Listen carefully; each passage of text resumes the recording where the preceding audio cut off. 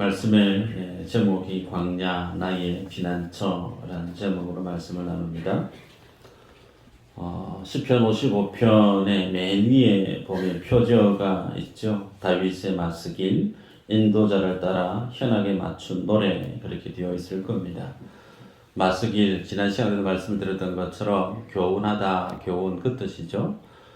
따라서 시편 55편의 내용은 하나님이 다윗에게 주었던 사건, 인생의 족적, 그것을 통해서 다윗뿐만 아니라 이 말씀을 보는 우리들에게 있어서 하나님이 주시고자 하는 교훈이 있다라는 거죠. 그 교훈이 뭔지 찾아보도록 하십시다.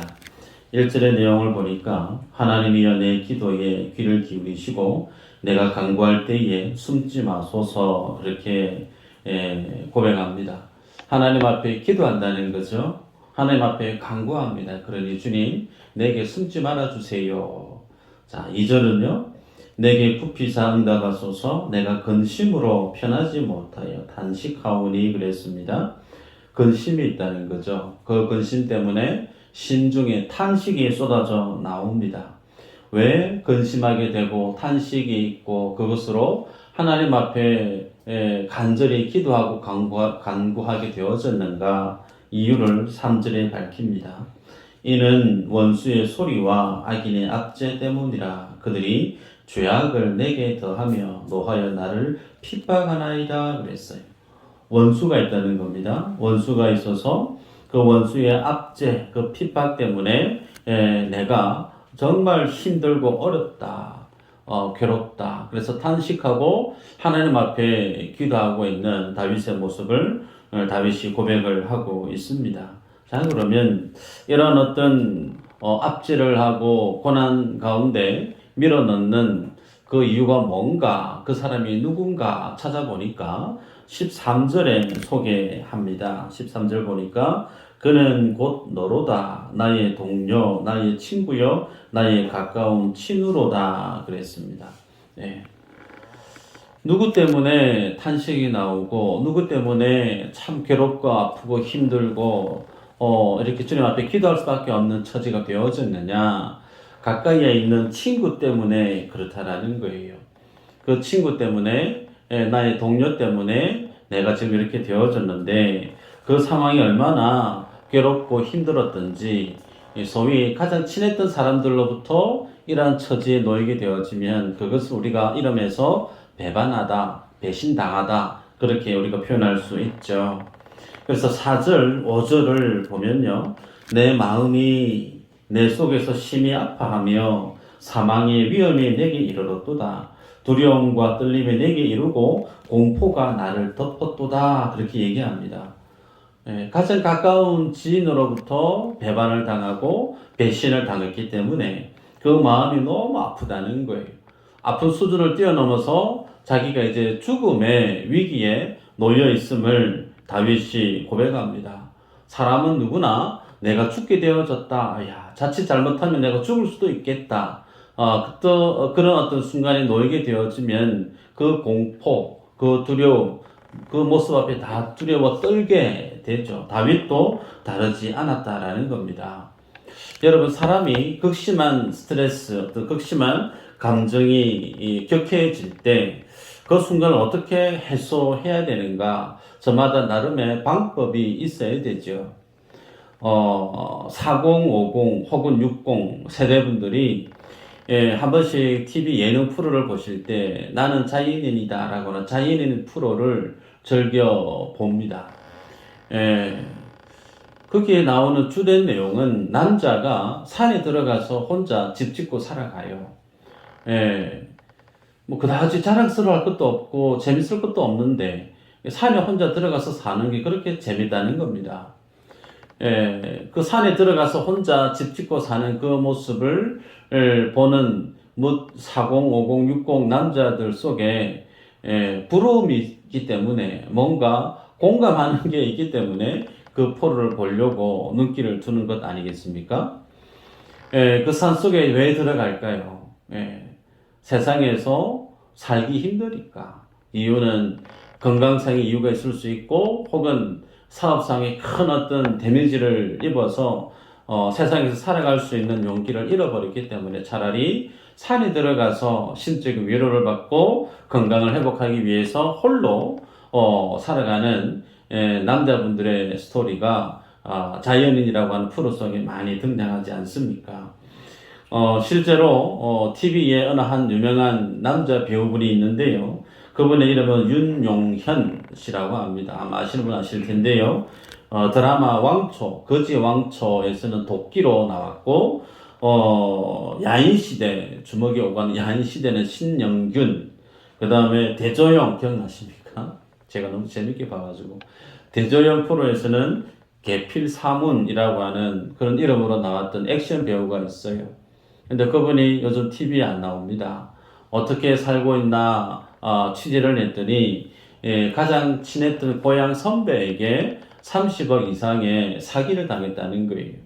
그래서 그 충격에 다른 일을 할 수 없어서 그냥 언둔 생활 하듯이 지내다가 지금은 소고기를 유통하는 업을 하고 있는 모습이 소개되어진 적이 있습니다. 가장 가까이 믿었던 선배에게 사기를 당하고 자기에게 사기를 친 그 사람은 아주 고급진 차를 타고 다니는데 본인은 집도 절도 없이 컨테이너에서 육고기를 보관하는 그 옆에 컨테이너에서 살아가는 자기의 처지 때문에 심지어 자기를 그렇게 수렁 속으로 밀어넣은 그 선배를 죽이고 싶었다라고 하는 그런 고백도 했던 내용을 본 적이 있습니다. 여러분, 사람은요, 경험해 보지 않고는 도무지 상상하기도 힘든 아픈 일들이 있죠. 그 중에 하나가 가장 믿었던 사람에게 그 사람으로부터 배신을 당하고 배반을 당한 일이죠. 그래서 감당하기 힘든 아픔을 경험한 사람은 자기가 살기 위해서 가진 방법을 다 동원을 합니다. 그 중에 한 방편이 좀 전에 말씀드렸던 것처럼 이 세상 중심에서 떠나서 산으로 가서 혼자 지내는 삶을 택하기도 하죠.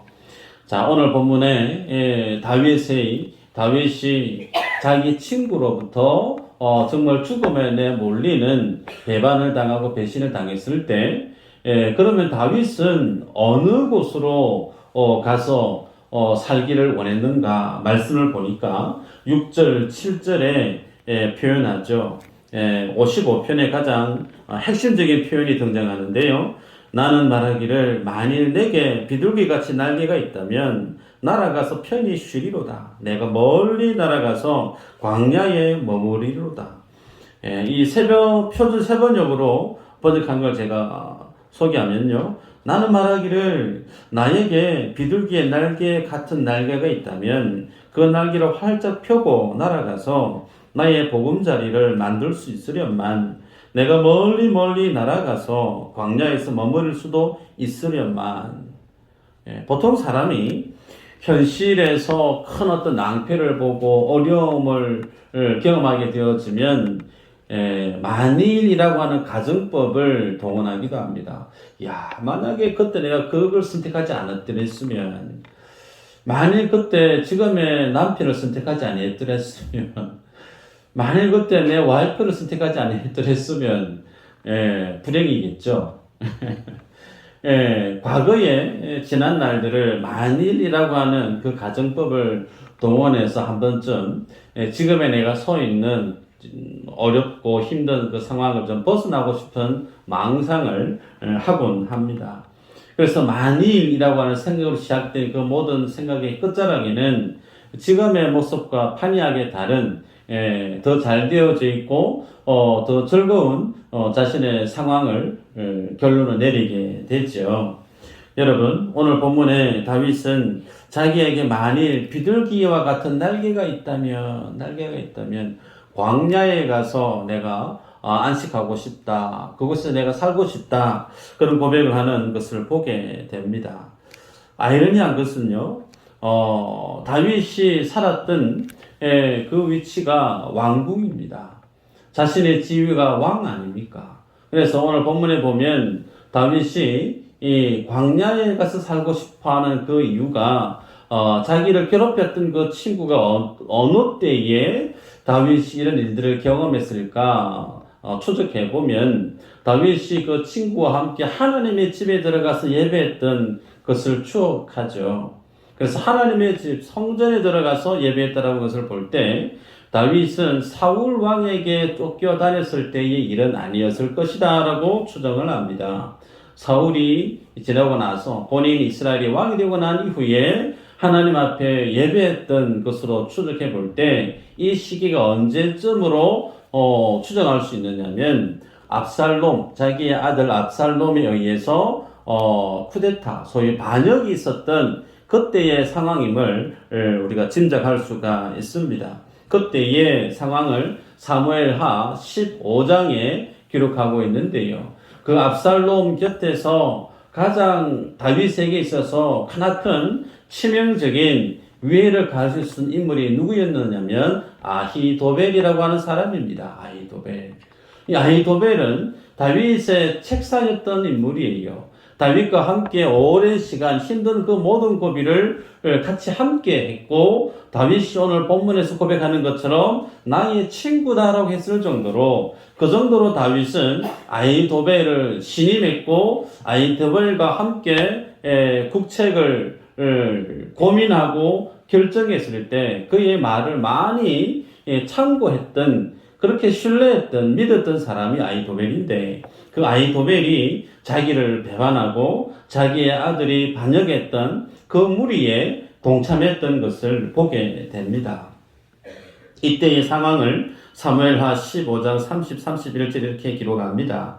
다윗이 감난 산길로 올라갈 때에 그의 머리를 그가 가리고 맨발로 울며 가고 그와 함께 가는 모든 백성들도 각각 자기의 머리를 가리고 울며 올라가니라. 어떤 사람이 다윗에게 알리되 압살롬과 함께 모반한 자들 가운데 아히도벨이 있나이다 하니 다윗이 이르되 여호와여 원하옵건대 아히도벨의 모략을 어리석게 하옵소서 하니라. 마지막 31절 말미에 다윗이 여호와여 원하옵건대 뭐 하는 거예요? 기도하는 거예요.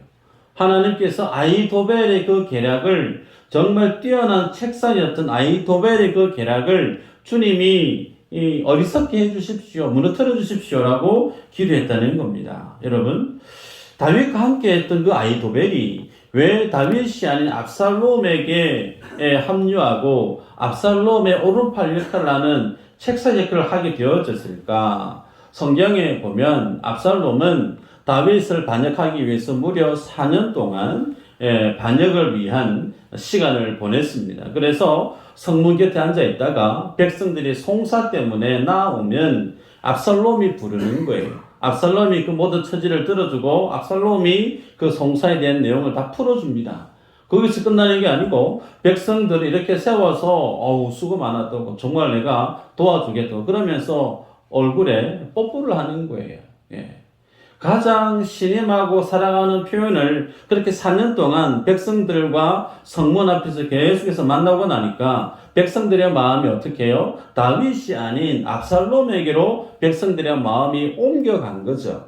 그래서 성경은 기록하기를 압살롬이 이 백성들의 마음을 훔쳤다 그렇게 기록하고 있습니다. 그래서 책사였던 아히도벨은 세상을 보는 눈이 남다르겠죠. 그래서 자기 눈으로 바라보니까 이미 상황이 대세가 다윗의 나라가 아닌 압살롬의 나라로 넘어가 버린 것을 그가 깨닫게 되었다는 겁니다. 결국은 다윗을 주군이었던 다윗을 포기하고 대세를 따라야 되겠다. 인물 누구죠? 압살롬에게 붙어서 압살롬의 책사 역할을 하게 되어졌던 겁니다. 그래서 이 아히도벨은 압살롬에게 어떤 것을 일러주느냐면 백주대낮에 다윗의 후궁이었던 사람들 그 사람들을 백성들의 보는 앞에서 잠자리를 갖게 합니다. 그렇게 해서 아니나 다를까 정말 그렇게 해요. 압살롬이.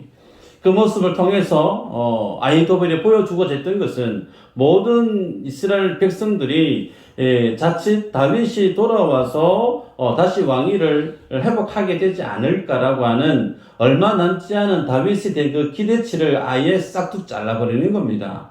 보니까 야 압살롬이 다윗의 후궁을 취하는구나. 이제는 압살롬의 정치가 펼쳐지겠구나. 그래서 압살롬에게 모든 백성들의 마음을 집중하게 만들기 위한 계략으로 다윗의 후궁을 그의 아들 압살롬이 취했던 사건이 있었던 거죠. 그러면서 또 하나를 얘기합니다. 우리가 좀 전에 읽어드렸지만 사무엘하 15장 30절에 다윗이 압살롬을 피해서 도망갈 때 신발도 신지 못했어요. 맨발로 그렇게 도망을 갔다는 게 너무나 허겁지겁 급히 피난길에 올랐던 다윗, 그 상황을 아히도벨이 압니다. 그래서 주군인 압살롬에게 얘기합니다. 군사를 내어주시면 내가 다윗을 죽이겠다고 그의 계략을 얘기했는데 그 상황 속에서 반대 계략을 내는 사람이 누구였느냐면 다윗이 심겨 놓은 한 사람, 후세라고 하는 사람이 정반대의 계략을 내는 겁니다. 그런데 후세의 계략과 아히도벨의 계략을 놓고 압살롬이 무엇을 선택하느냐면 후세의 계략을 선택하는 거예요. 그래서 당장에 다윗을 쫓아가서 추격해서 다윗을 죽이지 않고 잘 피를 미뤄서 제대로 준비를 잘해서 다윗을 죽이는 것으로 결정을 내린 거죠. 그 모습을 보고 아히도벨이 어떻게 합니까? 이미 상황이 끝났구나. 지금 다윗을 죽이지 못하고 살려보내면 전쟁에 능한 다윗이 반드시 돌아와서 예루살렘을 회복할 것을 그는 익히 압니다. 그리고 난 후에 그는 자기 집으로 돌아가서 집안을 말끔히 정리하고 난 다음에 스스로 목을 메고 죽어버리죠. 그래서 좀 전에 읽어드렸던 사무엘하 15장 31절 말미에 하나님께 내가 원하옵건대 아히도벨의 그 모략을 어리석게 하여 주옵소서라고 했던 다윗의 그 기도가 응답되어진 것을 보게 됐죠. 여러분, 이 모습을 우리가 쭉 보면서 생각할 영역들이 하나가 있습니다. 가장 가까운 사람, 자기 아들도 자기를 죽이려고 하고 자기의 친구로 여겼던 자기의 신하였던 아히도벨도 자기를 죽이려고 합니다. 그런 어떤 자기 아들도 친구도 자기를 죽이려고 하는 상상도 못할 그 배신을 경험했던 다윗. 그 사지에 내몰려설 다윗이 어떻게 그 상황을 풀어가느냐면 읽지 않았지만 16절, 17절에 이렇게 기록합니다. 나는 하나님께 부르짖으리니 여호와께서 나를 구원하시리로다. 저녁과 아침과 정오에 내가 근심하여 단식하리니 여호와께서 내 소리를 들으시리로다. 네. 얼마나 괴로우면 하나님 앞에 괴로움과 탄식으로 기도하는데 아침, 점심, 정오, 소위 하루 종일 하나님 앞에 내가 탄식하면 내가 죽게 기도하겠습니다. 그 기도 가운데 하나님 이 원통함을, 이 분함을 주님 좀 풀어주세요. 그런 마음이 왜 없었겠습니까? 그 말씀대로, 그 기도대로 하나님이 다윗의 기도를 들어주신 거죠. 여러분, 여기에서 우리가 생각해 볼 것이 이 본문과 이 본문의 말씀을 보고 있는 내 자신의 위치에 대해서 한번 생각해 볼 필요가 있습니다. 여러분은 다윗의 위치에서 말씀을 보시는 것이 아마 편할 거예요. 그렇지. 하나님께서 내 편이 되어 주셔서 상처받고 이용당하고 배신당한 내 마음을 주님이 싸매주시고 좋게 하나님은 나를 사랑하시는 분이시니 그렇게 나를 위해 주시는 분이실 거야. 아마 그렇게 생각하기 쉬울 거예요. 근데 그렇게 보지 마시고 다윗과 아히도벨의 관계를 어떻게 해요? 하나님과 나와의 관계를 한번 설정해서 생각해 보시기를 권합니다. 여러분, 우리는 아히도벨의 위치에 있는 내 자신의 모습을 발견하게 될 겁니다. 아프지만요, 히브리서 4장 12절 13절의 내용 잘 아시는 내용인데 표준 세번역으로 제가 읽어드립니다. 하나님의 말씀은 살아있고 힘이 있으며 어떤 양날 칼보다도 날카로워서 사람 속을 꿰뚫어 혼과 영을 갈라내고 관절과 골수를 갈라놓기까지 하며 마음에 품은 생각과 의향을 가려냅니다. 하나님 앞에서는 아무것도 숨길 수 없고 모든 것이 그의 눈앞에 벌거숭이로 드러나 있습니다. 우리는 그의 앞에 모든 것을 드러내 놓아야 합니다. 여러분, 하나님의 말씀이 어떻다고요? 날카롭대요.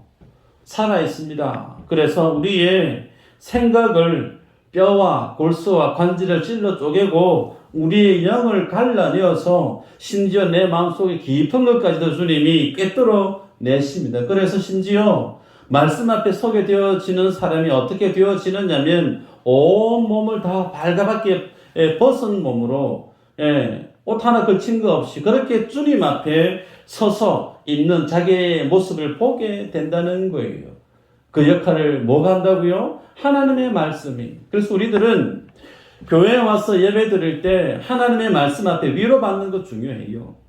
교회에 와서 주의 말씀을 붙들고 힘을 얻는 것 중요합니다. 그러나 그것보다 더 중요한 것은요, 말씀 앞에 내가 켜켜이 덧입고 있는 가식, 덧입고 있는 많이 제약된 모습들을 하나씩 벗겨내는 것. 그래서 말씀 앞에 서게 되어지면 서게 될수록 얼굴이 뜨거워지고 마음이 무거워지고 아파오는 말씀이 나를 수술하는 그 시간들이 내 안에 반드시 있어야 됩니다. 신앙생활은 그거 없이는 하나님이 원하시는 진리를 맛보아 알 수가 없기 때문에 그렇습니다. 제가 좀 더 아프게 말씀을 드릴까요? 여러분 중에는 모태신앙으로 교회의 울타리를 한 번도 벗어나 본 적이 없는 분이 계실 거예요. 살아오시는 날 동안 선교를 열심히 했고 전도를 열심히 했고 하나님의 몸된 교회 안에서 내가 열심히 충성했던 지난 날들이 있을 겁니다. 그런 어떤 신앙의 일들로 혼자 생각하기를 나는 하나님과 참 가까운 사이야 라고 생각하기 쉽습니다. 나는 한 번도 교회를 떠나려고 했던 생각도 없고 나는 할 수만 있으면 내가 숨이 붙어 있는 날 동안 하나님의 영광을 위해서 내가 열심히 살아야지. 그러면서 하나님을 위해서, 이웃을 위해서 내가 충성되이 살아야지. 그런 거룩한 열망을 가지고 주님 앞에 찬양과 기도를 할 때 주님이 나의 생명입니다. 주님이 나의 전부입니다. 주님을 위해서 내가 살고 주님을 위해서 내가 죽겠습니다. 라고는 고백을 많이 하실 거예요. 그런데 여러분, 정말 그럴까요? 정말 내가 하나님과 친할까요? 우리는 고백을 그렇게 할 수 있습니다. 찬양 그렇게 할 수 있고 기도 그렇게 할 수 있어요. 중요한 것은 사실이겠죠. 내가 하나님 앞에 살아왔던 삶의 지난 날들을 솔직하게 내려놓고 보면 정말 내가 그렇게 하나님 앞에 내 삶으로 내 삶의 위안과 내 삶의 기쁨과 내 삶의 유익보다 하나님의 나라를 위해서 주의 영광을 위해서 산 날들이 그렇게 많을까요? 많지 않아요. 많지 않아요. 하나님 앞에 우리가 서서 나아갈 수 있는 요건은 딱 하나밖에 없습니다. 내가 구원받고 내가 하나님의 복을 누릴 수 있는 그 모든 이유 하나밖에 없어요. 하나님이 나를 긍휼히 여겨주시는 것. 내가 순종하지 아니해도 내 뜻과 내 욕심과 내 마음대로 하나님의 어떤 요구하신 것을 다 뿌리치고 때로는 불순종하고 말씀과 상관없이 내 뜻대로 살아도 그런 나를 하나님이 용납해 주시는 거예요. 그런 나를 주님이 불쌍히 여겨주시는 거예요. 그것 때문에 우리가 이 시간에 나와서 하나님 앞에 예배할 수 있는 것이지, 우리가 지난날 동안 내가 어떤 일을 많이 했다 손치더라도 주님이 십자가 위에 피 흘려 죽으셨던 그 피의 값, 보혈의 가치에 비교할 만큼 우리의 삶이 그렇게 주님 앞에 내어놓을 만한, 내가 주님과 친합니다라고 할 수 있는 그런 삶의 모습들이 그렇게 많이 있는가? 아니요. 없어요. 없어요. 여러분, 말씀의 중심이 하나님 앞에 서 있어야 됩니다. 그 하나님의 은혜, 주님의 그 보혈의 값 외에는 오늘 내가 주님 앞에 서 있는 이 믿음의 삶을 설명할 수 있는 길이 전혀 없습니다. 그러기에 저는 교회 안에 딱 두 종류의 사람이 있다라고 저는 늘 얘기합니다. 하나는 하나님 앞에 구원받아서 죄가 뭔지를 알면서 죄를 범하는 사람. 두 번째는 교회에 와도 죄가 뭔지를 모르면서 죄를 범하고 사는 사람. 교회 안에는 이 두 종류의 사람 외에 없어요. 여러분, 우리는 주님 앞에 내가 참 주님을 잘 믿는다 고백할지 모르겠지만, 여러분, 교회 안에 두텁게 자리하고 있는 편견이 뭐냐면 바로 그 생각이에요. 내가 하나님 잘 믿는다. 내가 주님과 참 친하다. 아니라는 겁니다. 여러분들은 절대 하나님과 친하지 않습니다. 여러분이 하나님과 친할 수 있는 근거는 좀 전에 말씀드렸던 것처럼 하나님이 우리를 긍휼히 봐주시는 거예요. 그거 외에 없습니다. 여러분, 내 노력으로 아무리 몸부림쳐도 이 죄악의 이 소욕을 끊어낼 수 있는 방법이 없어요. 하나님의 은혜를 아는 자는요, 동일한 고백이 뭐냐면 주님 앞에 설 때에 그렇습니다. 주님, 내가 죽을 수밖에 없어요. 지금 죽어도 달리 할 말이 없는 이 넘쳐나는 죄악 앞에 주님 나를 징계하셔도 그 징계는 의롭습니다. 주님이 나를 치셔도, 하나님 나를 징계하셔도 그 모습에 내가 항변할 수 있는 나의 의가 아무것도 없습니다. 라고 고백할 수밖에 없어요. 그것이 소위 하나님을 만난, 하나님의 은혜를 아는 성도의 믿음의 바른 고백이라는 사실이죠. 여러분, 그런데 이런 하나님의 모습 앞에 설 때에 우리가 붙들 수 있는 것은 하나님의 은혜밖에 없습니다. 양 목사는 늘 하는 얘기가 은혜밖에 없네. 은혜밖에 없어요. 여러분, 그렇다고 해서 오해하지 마시길 바랍니다. 그러면 하나님의 은혜 외엔 우리가 할 게 없으면 내가 열심히 안 살아도 되나? 아니요. 제가 말씀드립니다. 윤리, 도덕, 폐기론자 아니에요. 영지주의자 아니에요. 성경은 우리에게 요구합니다. 죽도록 뭐라고요? 충성해라. 죽도록 충성해라. 여러분, 주님은 우리에게 충성할 것을 요구하십니다. 그래서 하나님의 은혜를 아는 사람은 그 하나님의 은혜 앞에 부합된 믿음의 삶을 열심히 살고자 노력하는 게 맞아요. 그런데 그 믿음의 삶을 열심히 살고자 하는 그 근원이 어디에 있느냐는 거예요. 나의 의지나 나의 열심이 있지 않다는 겁니다. 그 근원은 십자가 은혜라는 거예요. 내 은혜로, 내 의지로, 내 열심으로 열심히 살려고 하는데 한두 번은 잘 살 수 있습니다. 금요일 날 우리가 도고 기도를 열심히 해요. 그런데 첫 시작할 때는 내가 1년 내내 열심히 내가 도기 열심히 참석해야지. 그런 마음 우리에게 다 있어요. 그런데 그 마음이 오래 가지 않습니다. 어떤 상황이 펼쳐지면 잘 누르게 되었습니다. 예배도 마찬가지예요. 전도 나가는 것도 마찬가지예요. 우리의 삶의 모습이 늘 내가 품었던 그 뜻과 상황은 수시로 변한다는 거예요. 그래서 우리들은 그 삶의 원동력이 어디에서 근거해야 되느냐면 늘 쓰러지고 넘어지는 그 모습이 십자가 앞에 나아가면 다시금 주님 우리를 이렇게 세워주신다는 거예요. 그래서 우리의 삶의 근원은 내가 주님 앞에 충성할 수 있는 믿음 열심을 낼 수 있는 그 진원지는 어디에 있느냐면 내 안에 있는 믿음의 열심이 아니고 십자가를 붙드는 데 있다는 거예요. 그 하나님의 은혜를 붙드는 자는 자기 의지와는 상관없이 하나님의 은혜에 등 떠밀려서 충성하는 믿음의 삶을 살아가게 된다는 겁니다. 그것을 주님 우리에게 원하신다는 거죠. 여러분, 다윗이 모든 연관이 가득한 자신의 성을 떠납니다. 벗은 발로 도망가요. 그 모습을 두고 본인이 표현합니다. 내게 비둘기와 같은 날개가 있다면 그 날개가 있으면 어디로 가기를 원합니까? 광야로 가기를 원한다는 거예요. 왜요? 자신이 살았던 그 성에는 어떤 모습이 펼쳐지게 있느냐면 가식이, 죄악이 넘쳐나는 죄악의 도성이기 때문에 그렇습니다. 반면에 광야는 어떤 곳이죠? 아무도 자기를 지켜줄 수 있는 것이 없어요. 성도 없습니다. 자기를 지켜주고 자기를 조여줄 사람이 아무도 없어요. 그냥 빈들 광야예요. 그런데 왜 그곳에 다윗이 가려고 할까요? 그곳에 가면 하나님 아니면 살 수 없는 곳이기 때문에 그래요. 그 광야는 하나님만이 그 인생을 살려줄 수 있는 유일한 장소가 광야이기 때문에 자신의 군사도, 자신의 지략도, 자신의 경험도 아무짝에 필요 없고 오직 광야, 그곳은 자신의 모든 가능성이 제로 베이스를 만들어버리고 오직 하나님이 주시는, 마치 출애굽 때에 하나님이 만나를 주시지 않으면 먹고 살 수 없었던 것처럼 오직 하나님만을 바라보게 되어지는 그 장소가 광야였던 광야.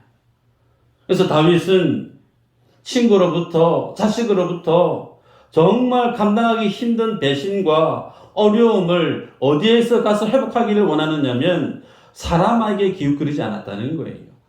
사람의 위로를 기대하지 않고 오직 누구에게요? 아무도 없는 하나님만을 바라볼 수 있는, 오롯이 하나님께만 집중할 수 있는 그 광야로 다윗은 날아가서 그곳에서 하나님을 뵙고 하나님의 힘을 공급받기를 원하고 있는 다윗의 모습을 보게 됩니다. 여러분, 오늘날도 똑같아요.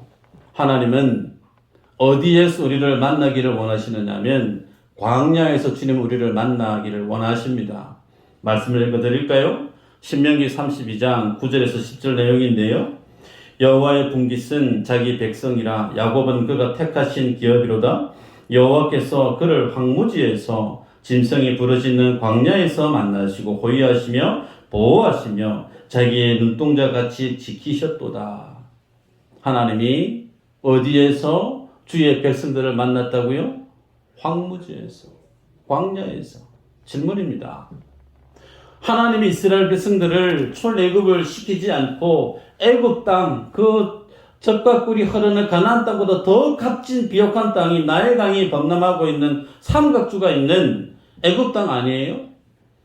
굳이 가나안 땅 가지 않고 하나님의 말씀의 권능으로 바로를 없애고 애굽 땅을 전복시켜서 그 애굽 땅을 하나님의 나라로 만드실 수 없었을까요? 같은 맥락으로 예수님이 굳이 로마라고 하는 그 압제 속에서 하나님의 나라를 만드는 것이 아니라 아예 그 로마를 그냥 전복시켜서 그 땅 위에 하나님의 교회를 세워가면 안 될까요? 주님이 하시는 그 일은 가나안 땅보다 더 값지고 더 좋은 비옥한 그 애굽 땅을 떠나서 힘겹게 광야로 가요. 로마의 칼날 위에, 그 핍박 위에 하나님이 하나님의 교회를 세워가십니다. 아예 그냥 로마를 전복시켜서 없애버리고 말끔하게 정리하고 난 다음에 하나님의 교회를 반듯하게 세우면 참 쉽게 평안하게 교회가 설 것 같은데 아니에요. 하나님은 로마의 그 칼날 위에 하나님의 교회를 세우신다니까요? 왜 이럴까요? 하나님은 가나안 땅보다 더 좋은 애굽 땅도 물론 좋지만 하나님이 가지시는 목적은 환경이 아니고 하나님만을 오롯이 볼 수 있는 그 땅이 필요한 거예요. 그래서 광야로 이끄십니다. 그래서 로마의 칼날이 시퍼런 칼날 위에 하나님의 교회를 세워가서, 왜요? 그 칼날 위에 누구만 보게 되죠? 하나님만 바라보게 됩니다. 그래서 주님은 주의 자녀들을 그렇게 이끌어 가세요. 그 모습이 오늘 우리의 삶도 동일하다는 겁니다.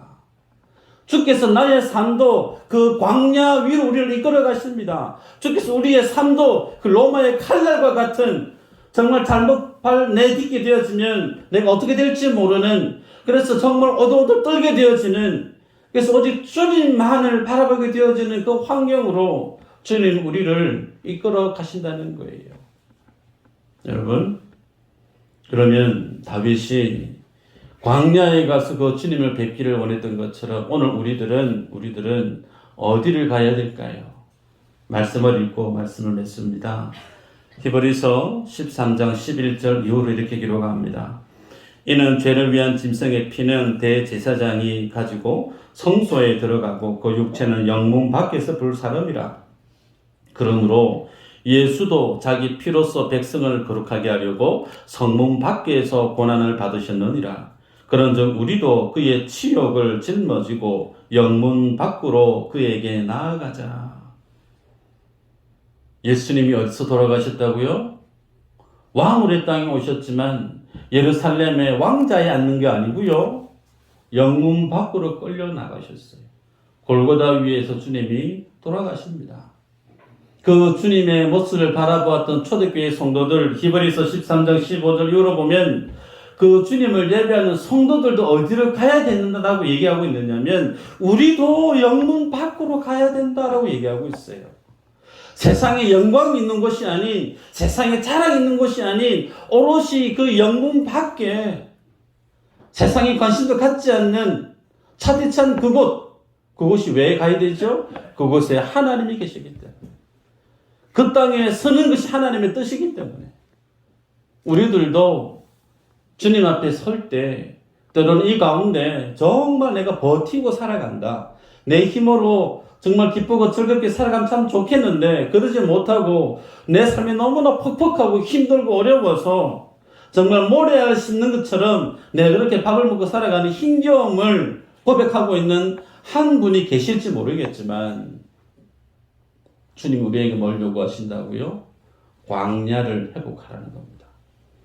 영문 밖으로 나아가는 하나님만을 붙드는 그 믿음의 자리를 회복하라고 얘기합니다. 그러기 위해서 뭘 해야 될까요? 내려놔야 되는 거예요. 광야에 가서 가지고 있을 거 아무것도 없어요. 광야에 가서 붙들 것은 하나님밖에 없습니다. 하나님 외에 붙들려고 하는 것들이 많이 있기 때문에 우리의 삶이 고단하고 힘겹다는 거예요. 그 모든 것들을 어떻게 해요? 주님께 톡하니 내어 맡기시고 광야는 주님 한 분만 붙들어야 돼요. 다른 것은 별 소용이 없어요. 우리의 믿음의 자리가 이 믿음의 광야를 회복하는 믿음의 족적이 되시기를 주의 이름으로 축복합니다.